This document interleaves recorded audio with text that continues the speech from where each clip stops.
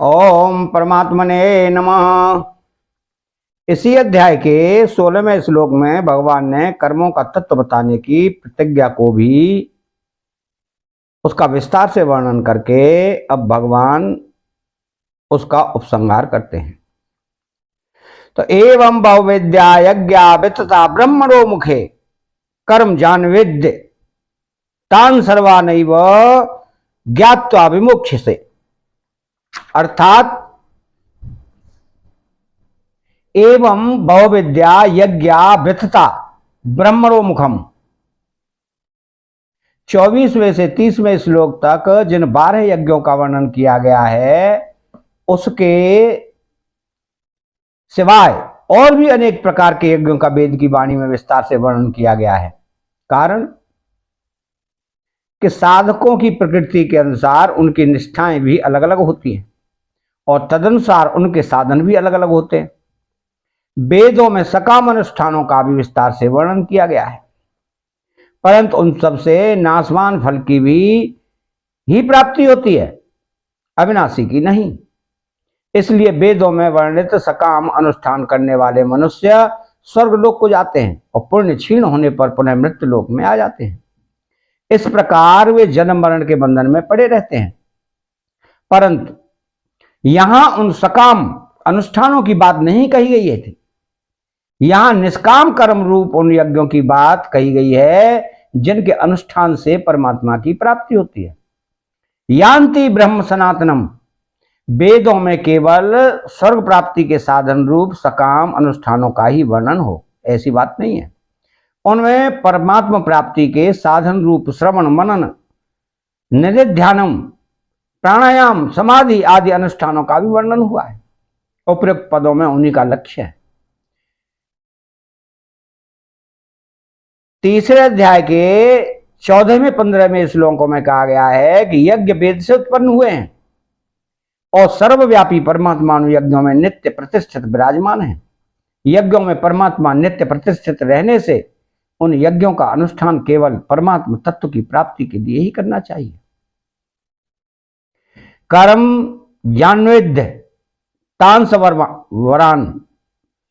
24वें से 30वें श्लोक तक जिन 12 यज्ञों का वर्णन हुआ है तथा उसी प्रकार वेदों में जिन यज्ञों का वर्णन हुआ है उन सब यज्ञों के लिए यहां तात सर्वान पद आए हैं।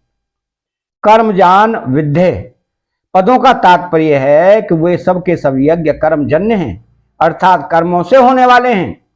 शरीर से जो क्रियाएं होती हैं, वाणी से जो कथन होता है और मन से जो संकल्प होते हैं वे सभी कर्म कहलाते हैं। तो शरीर वांगम नोभिरियत कर्म प्रारभते नरः। अर्जुन अपना कल्याण तो चाहते हैं पर युद्ध रूप कर्तव्य कर्म को पाप मानकर उसका त्याग करना चाहते हैं। इसलिए कर्म जान विद्य पदों से भगवान अर्जुन के प्रति ऐसा भाव प्रकट कर रहे हैं कि युद्ध रूप कर्तव्य कर्म का त्याग करके अपने कल्याण के लिए तू जो साधन करेगा वो भी तो कर्म ही होगा।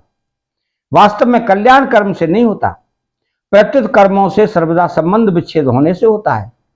इसलिए यदि तू युद्ध रूप कर्तव्य कर्म को भी निर्लिप्त रहकर करेगा तो उससे भी तेरा कल्याण हो जाएगा। क्यों कि मनुष्य को कर्म नहीं बांधते, प्रत्युत कर्म की और उसके फल की आसक्ति ही बांधती है। युद्ध तो तेरा सहज कर्म स्वधर्म है, इसलिए उसे करना तेरे लिए सुगम भी है।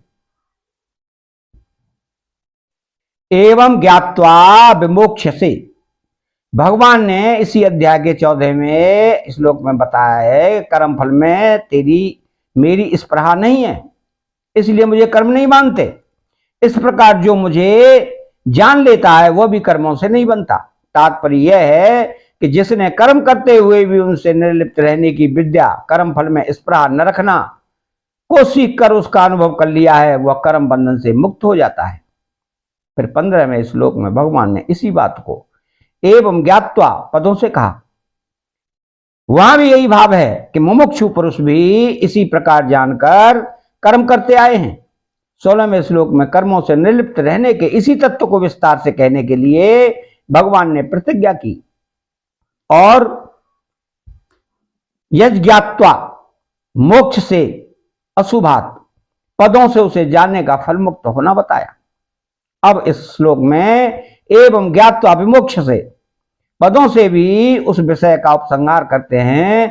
तात्पर्य यह है कि फल की इच्छा का त्याग करके केवल लोकहितार्थ कर्म करने से मनुष्य कर्म बंधन से मुक्त हो जाता है। संसार में असंख्य क्रियाएं होती रहती हैं, परंतु जिन क्रियाओं से मनुष्य अपना संबंध जोड़ता है उन्हीं से वो बनता है। संसार में कहीं भी कोई क्रिया घटना हो, जब मनुष्य उससे अपना संबंध जोड़ लेता है, उसमें राजी या नाराज होता है, तब वह उस क्रिया से बन जाता है। तो जब संसार या शरीर में होने वाली किसी भी क्रिया से मनुष्य का संबंध नहीं रहता, तब वह कर्म बंधन से मुक्त हो जाता है।